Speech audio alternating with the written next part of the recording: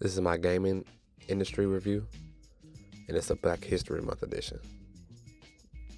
Gerald Jerry Lawson was born on December 1st, 1940 in New York City, New York. He attended Queens College and the City College of New York before ultimately leaving school to hop right into the workforce. He passed away on April 9th, 2011. He was known as the father of the video game cartridge, or the father of modern gaming.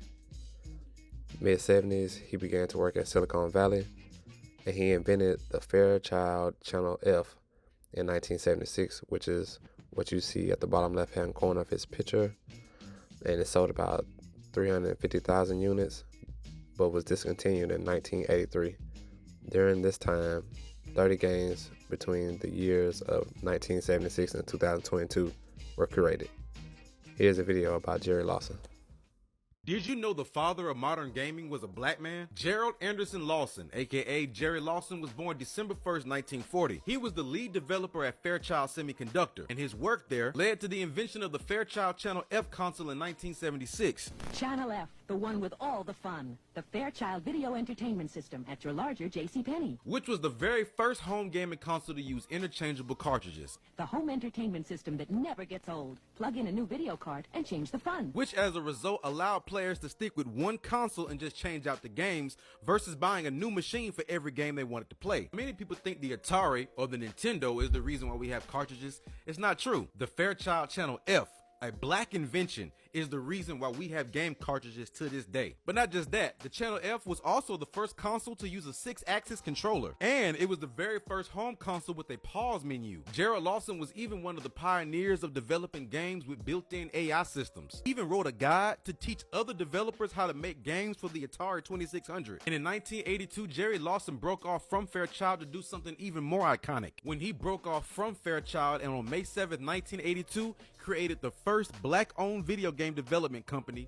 Videosoft. And it was there at Videosoft where he developed classic retro games like 3D Ghost Attack, 3D Genesis, and Havoc. Gerald Lawson passed away on April 9th, 2011, but his legacy in the gaming industry lives on to this day. So if you ever want to know who helped pave the way for how we play video games today, just know that it was this brother right here, Mr. Gerald. Last but not least, we have Lisette Titri Montgomery. Lisette is a gaming art director, artist, and designer with over 20 years of experience. She was born on June 21st, 1977 in Wellington, Florida. She received her Bachelor's of Fine Arts in Computer Animation from MIU of Art and Design in 2000. She founded the Cornerstone Interactive, which focuses on reimagining cinematic and interactive experiences, and is always a pillar of the Black community and women's movement in the gaming industry. Here's a video from CNN of her talking about her journey and where she's at now. Hi, I'm Lisette Tucci Montgomery, and I want to break barriers by including more women in the gaming space. When I got into the studios, I started to really understand how few women are there.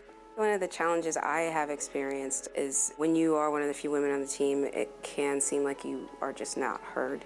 I'm art director here at Double Fine, and my role has been focused not only on making the game beautiful, but also creating an environment that helps women speak up and vocalize what their ideas are.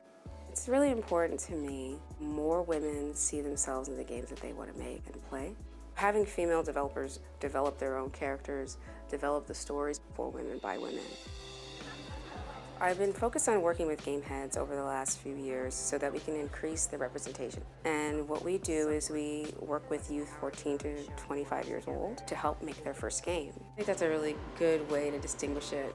I really want to break down barriers so that other women can see that this is possible and that you can make games. It is the medium of the 21st century. How are we going to be represented in the future? I think that there's a lot of work to be done to make sure that we bring more women on board and across the industry, but I see a lot of hope and change happening in this moment.